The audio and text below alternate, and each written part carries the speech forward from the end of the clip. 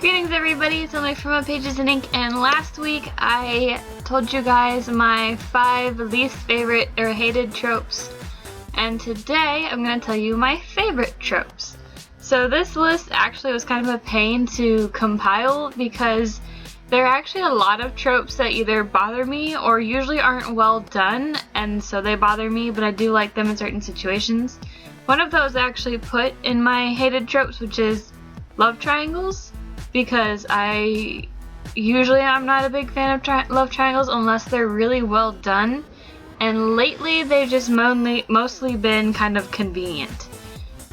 So yeah, just real quick before I start, I want to start telling you guys what I'm currently reading as I'm doing my videos, and I'm currently rereading the Raven Cycle series so I can read The Raven King before the year is up.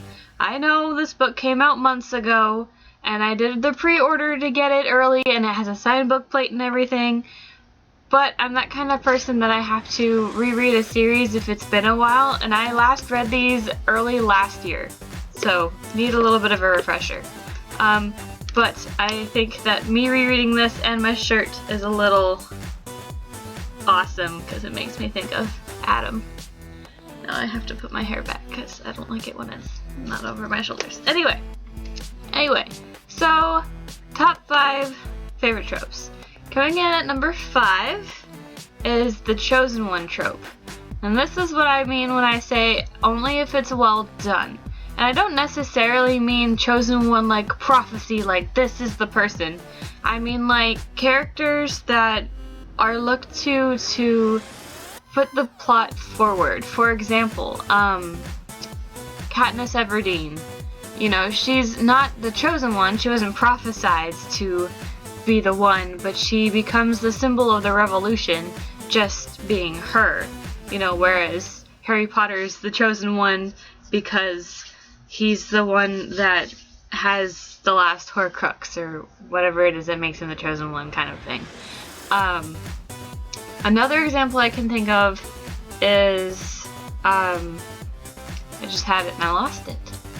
Slaying the Sardothian, or not Slaying the Sardothian, but Alien Ash Driver, Galanthinius.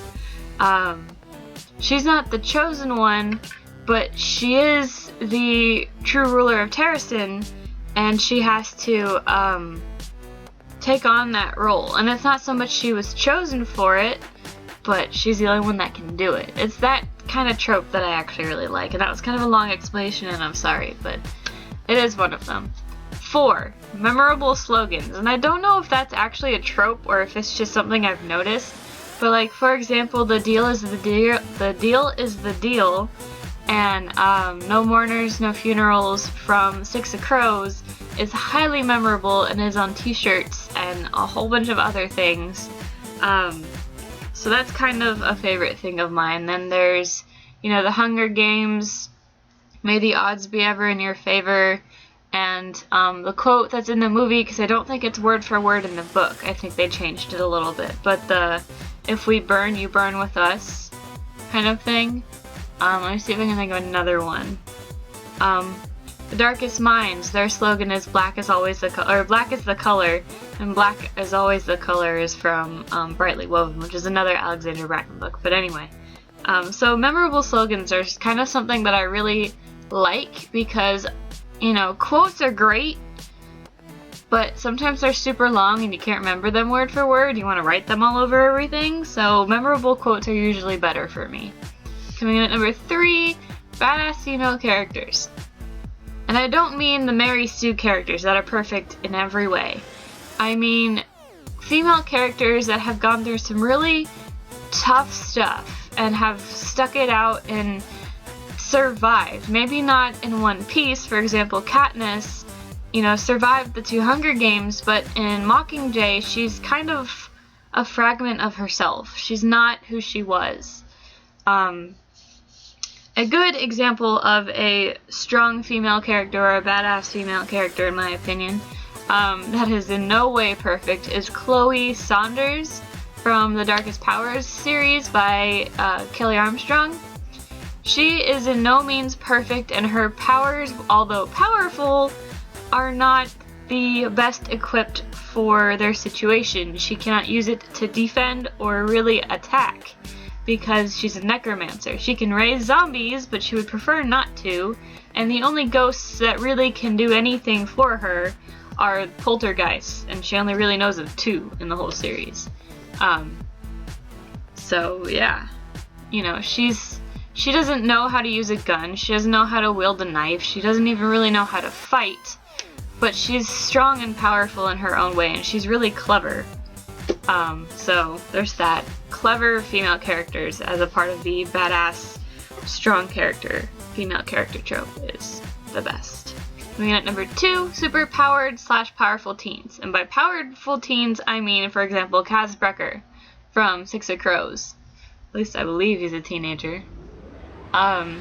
You know, he runs like the whole thing pretty much, even though he's not really the person in charge. He's pretty much the person in charge. So he doesn't have like superpowers, but he's pretty powerful. And then, you know, the Darkest Mind series, which is one of my favorite series, they're all superpowered teens.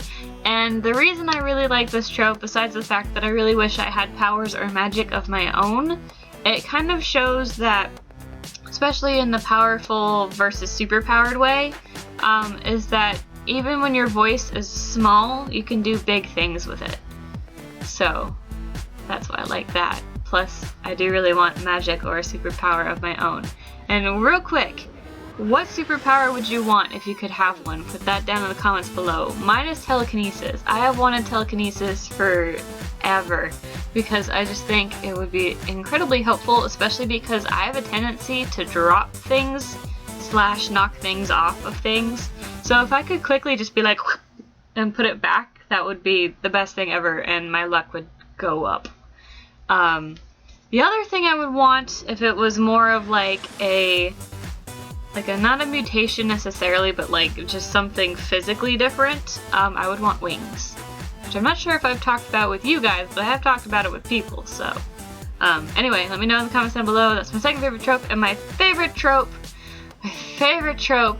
is the hate to love or the frenemy to lover relationships. Because for some reason in my brain, they're just the best developed. And I think it's because it develops versus insta-love and love triangles where usually it's like, this person's kind of awesome, I think I like them. You know, it's more of, this person's kind of an idiot, this person's an adorable idiot, this person's adorable and still an idiot, but they're my idiot, you know? So I feel like they're better developed and often are my favorite OTP kind of relationships. The best example I have for this is A Court of Thorns and Roses. Just keep that in mind. I'm not going to talk too much about that because it is kind of a spoiler for A Court of Mist and Fury, the second one, but it's awesome. What other ones? There are tons of these, and I love them all.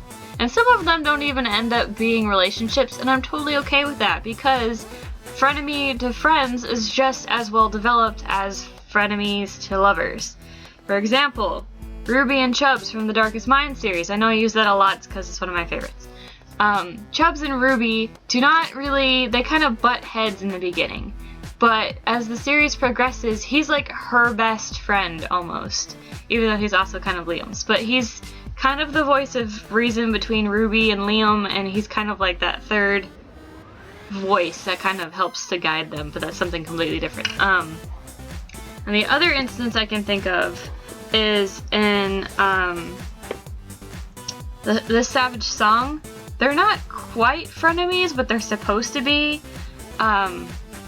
So they, you know, they're on opposite sides, they're enemies, but they really become pretty good friends and kind of teammates in a way.